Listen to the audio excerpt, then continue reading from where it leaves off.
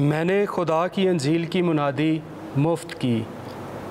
हमारे लिए आज की पहली तलावत मुक़द्दस पौलुस रसूल का दूसरा ख़त करंतियों के नाम 11वें बाब की पहली से 11वीं आयत तक। ऐ भाइयों, काश कि तुम मेरी थोड़ी सी बेवकूफ़ी की बर्दाश्त करो। हाँ, मेरी बर्दाश्त करो। मुझे तुम्हारी बाबत खुदा की सी गैरत आती है, क्योंकि मैंने एक ही मर्द से तुम्हारी निस्बत की है, ताकि मैं तुमको पाक दामन कुमारी की मानंद मसीह के पास हाजिर करूं।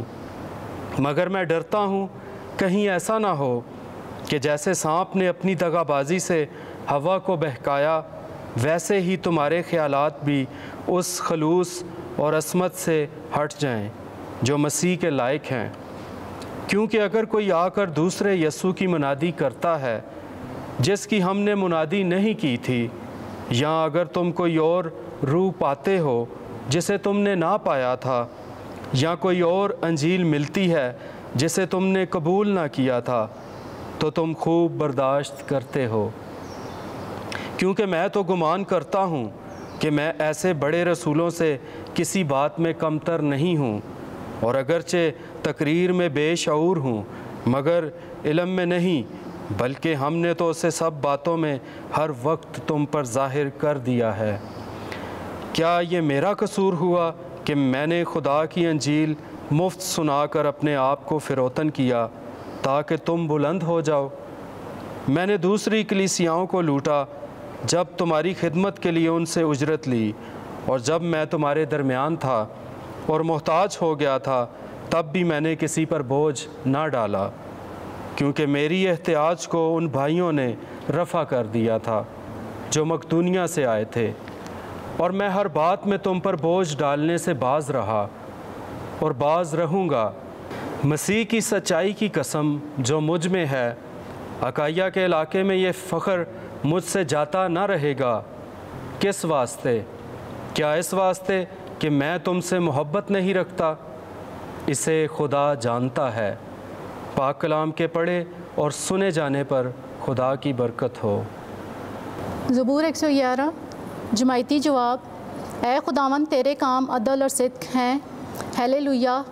मैं सादकों की मजलिस में और जमायत में अपने सारे दिल से खुदावंद का शुक्र करूँगा। खुदावंद के काम अजीम हैं, उन सब के लिए काबिल तफ्तीश हैं जो उनमें मसरूर हैं। जमायती जवाब। ऐ खुदावंद, तेरे काम अदल और सिद्क हैं। उसकी सना जलाली और पुरहशमत है, उसकी सदाकत अबद तक कायम है। उसने अपने अजाइबात को काबिल याद ठहराया है। खुदावंद रहमान और रहीम है। जमायती जवाब। ऐ खुदावंद, तेरे काम अदल और सिद्क हैं। उसके हाथ के काम अदल और सिद्क के हैं। उसके तमाम कवायद पायदार हैं। वो अब्दुल-अबाद तक कायम रहते हैं। वो सदाकत और इंसाफ से बनाए गए हैं। जमायती जवाब। ऐ खुदावंद, तेरे काम अदल और सिद्क हैं। खुदावंद आपके साथ हो। इंजील मुक़द्दस मत्ती के मुताबिक ऐ खुदावंद, तेरी तमजीद हो। छठा बाब 7वीं से 15वीं आयत।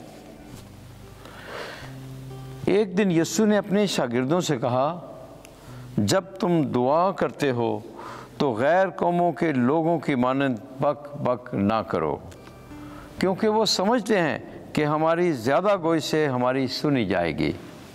बस उनकी मानंद ना होना, क्योंकि तुम्हारा बाप तुम्हारे मांगने से पहले ही जानता है कि तुम्हें क्या दरकार है।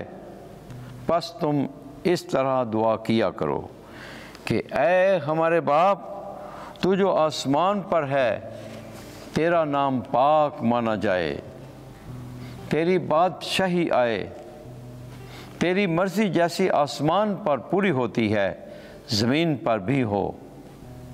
हमारे रोज़ीना की रोटी आज हमें दे, और जिस तरह हम अपने कर्ज़दारों को बख्शते हैं, तू हमारे कर्ज़ हमें बख्श, और हमें आजमाइश में ना पड़ने दे, बल्कि हमें बुराई से छुड़ा।